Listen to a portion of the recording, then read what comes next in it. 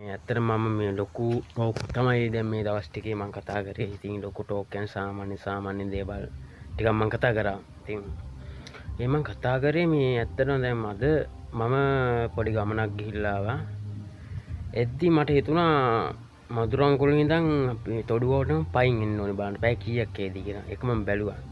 මං මදුරංකුලින් පටන් ගත්තේ 4ට. මෙතෙන් සැමන් එක ගාවට එද්දි 5යි.